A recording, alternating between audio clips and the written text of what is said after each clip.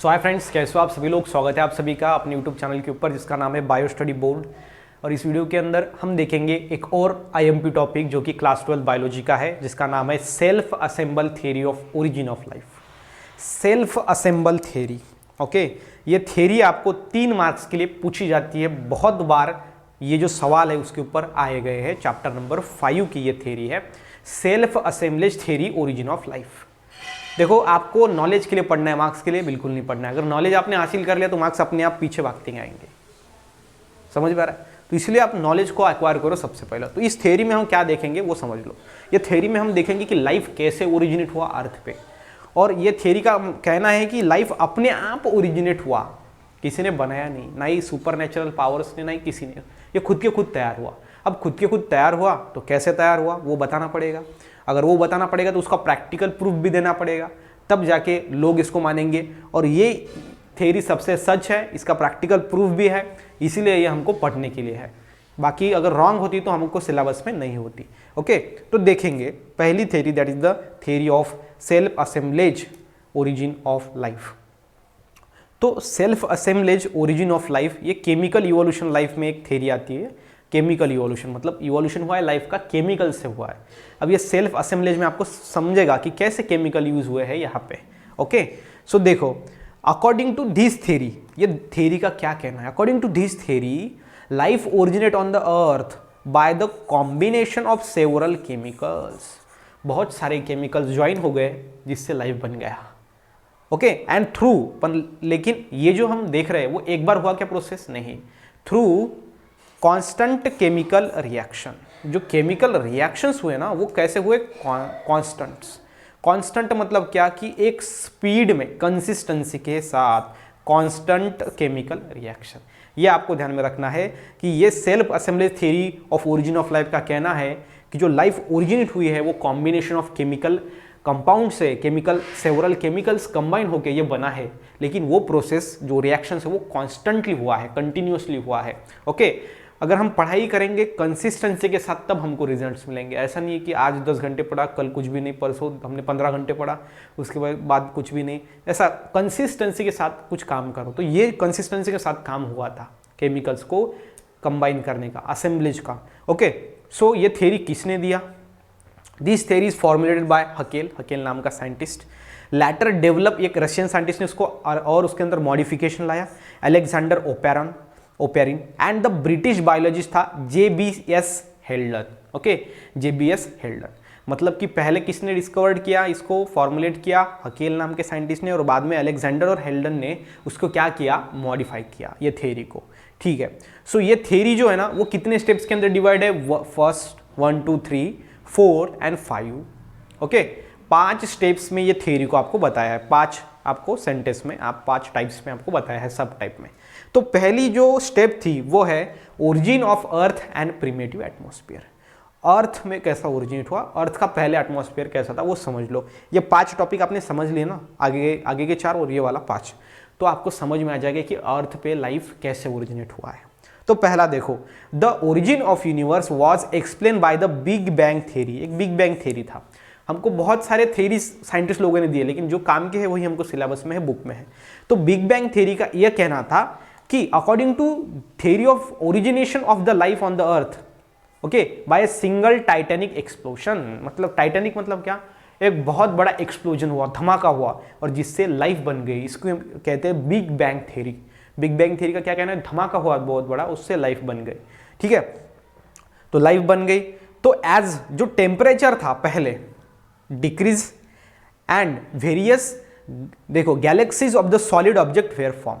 तो जो टेम्परेचर था ना अर्थ का, पहले अर्थ पे कुछ भी नहीं था, तो फिर टेम्परेचर डिक्रीज हो गया।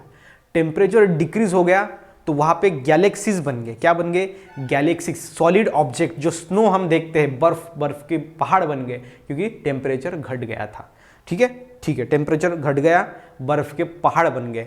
Then the condensation and cooling result in formation of lighter and heavier elements. अब यहाँ पे 2 प्रोसेस हुआ। एक कंडेंसेशन, क्योंकि क्या हुआ, पहले तो पानी तो नहीं था ना, तो फिर जो एयर में जो भी मॉइस्चर है उसको क्या किया, कंडेंस होने के बाद ग्लेशियर बन गया। दैट मीन्स कंडेंसेशन प्रोसेस हो गया। ओके, मतलब गैस टू सॉलिड बन गया, दैट मीन्स कंडेंसेशन प्रोसेस हुआ। और एंड कूलिंग हुआ, जिसके कारण क्या हुआ कि हायर और हेवियर, एक लाइटर और हेवियर एलिमेंट्स बन गए, okay, and they form atmosphere on earth. देखो कंडेंसेशन और कूलिंग होने के बाद क्या हुआ, हेवियर एंड लाइटर एलिमेंट बन गए। एलिमेंट्स कुछ हेवियर होते हैं, जो हेवियर है वो अर्थ के सरफेस पे पाए जाते हैं, जो लाइटर है वो एटमॉस्फेयर में घूमते रहते हैं, ओके। लाइटर एलिमेंट्स में जैसे कि हाइड्रोजन है, ऑक्सीजन है, कार्बन डाइऑक्साइड है, अदर गैसेस है, तो वो सभी हो गए आपके लाइटर एलिमेंट्स। और हेवियर कौन से हो गए, आयरन हो गया, कोबाल्ट हो गया, निकेल हो गया, सोडियम हो गया, ठीक है, ये सभी क्या है, हेवियर एलिमेंट्स है। तो ये फॉर्म हो गए, ठीक है। पहली स्टेप हमको समझ में आ गया कि अर्थ के ऊपर टेम्परेचर पहले डाउन हो गया, जिससे बर्फीले पहाड़ बन गए। तो बर्फीले पहाड़ बनने से कंडेंसेशन और कूलिंग प्रोसेस होने के बाद दो एलिमेंट्स बन गए, हाइयर एलिमेंट्स जो कि हेवियर है, और लाइटर एलिमेंट्स, ओके, जो भारी है, जो हल्के है, वो एलिमेंट्स बन गए। उसके बाद वो जो एलिमेंट्स बने हैं हल्के और भारी, उससे 3 और एलिमेंट बन गए। सबसे पहला था अमोनिया, उसके बाद वाटर और मीथेन। अभी अमोनिया, वाटर और मीथेन बन गया। उसके बाद आगे क्या हुआ, सो आगे देखो, बहुत इंटरेस्टिंग है। Primitively atmosphere was very hot. पहले एटमॉस्फेयर कैसा था, बहुत हॉट था। As it slowly cooled, element start to react with each other. तो कूल हुआ, ठीक है, यहाँ पे भी वैसे ही बताया। कूल होने के बाद क्या हुआ, एलिमेंट्स एक दूसरे के साथ रिएक्ट होना शुरू हो गए। तो जो हाइड्रोजन था ना, वो मोर एक्टिव था। The atmosphere was rich in hydrogen, carbon, nitrogen and sulphur. So starting में एटमॉस्फेयर में 4 एलिमेंट बहुत ज्यादा थे, हाइड्रोजन था, कार्बन था, नाइट्रोजन था, नहीं सल्फर था। तो क्या हुआ, तो इसमें से जो हाइड्रोजन था ना, वो बहुत ज्यादा क्या था, एक्टिव था, इट्स वेरी एक्टिव। कार्बन के साथ रिएक्ट हो गया, उसने बना दिया CH4। CH4 मतलब होता है मीथेन, उसने CH4 बना दिया, मीथेन बना दिया। उसके साथ वो नाइट्रोजन के साथ रिएक्ट हो गया, उसने बना दिया अमोनिया। देखो नाइट्रोजन के साथ रिएक्ट होने के बाद अमोनिया बना देगा। और ऑक्सीजन के साथ रिएक्ट हो गया, उससे बना दिया वाटर। क्या बना दिया, वाटर। समझ में आ रहा है, मतलब कि ये जो हाइड्रोजन है मोर एक्टिव था, ये 3 एलिमेंट के साथ ज्वाइन हो गया, कार्बन के साथ कंबाइन हो गया, नाइट्रोजन के साथ और ऑक्सीजन के साथ, ओके। उस तरीके से फिर ये 3 एलिमेंट्स बन गए, अमोनिया, वाटर और मीथेन। चलो भाई, अमोनिया, वाटर और मीथेन बन गया। अब उसके बाद बना ऑर्गेनिक मॉलिक्यूल। क्या बना, ऑर्गेनिक मॉलिक्यूल। कैसे, देखो, as the temperature of earth decreases, temperature धीरे धीरे डिक्रीज हो रहा था, ठीक है। स्टीम जो थी, स्टीम, ओके, वो कंडेंस हो गई और जिससे वाटर बन गया। स्टीम जो थी ना, ओके, वेपर्स, वो कंडेंस हो गए, जिससे बन गया water. And that result heavy rainfall. इसका रिजल्ट ये हो गया कि हेवी रेनफॉल स्टार्ट हो गया अर्थ के ऊपर, ओके। सो जो हमारी स्टीम थी वो कंडेंस होने के कारण उससे क्या बन गए, क्लाउड्स बन गए, और जिससे बारिश होने लगी। बारिश होने के बाद क्या हुआ, the atmosphere did not contain ozone. Atmosphere में ओजोन था क्या पहले, नहीं। दस, जिसके कारण ओजोन न होने के कारण जो अल्ट्रावायलेट रेस थे ना, वो डायरेक्टली अर्थ के सरफेस पे आके गिरे, क्योंकि पहले ओजोन ही नहीं था। तो इसके बाद क्या हुआ, अर्थ पे सरफेस पे जैसे कि अल्ट्रावायलेट रेज आ गिरे, ड्यू टू दैट रेडिएशन और lighting and volcano activity start हो गया।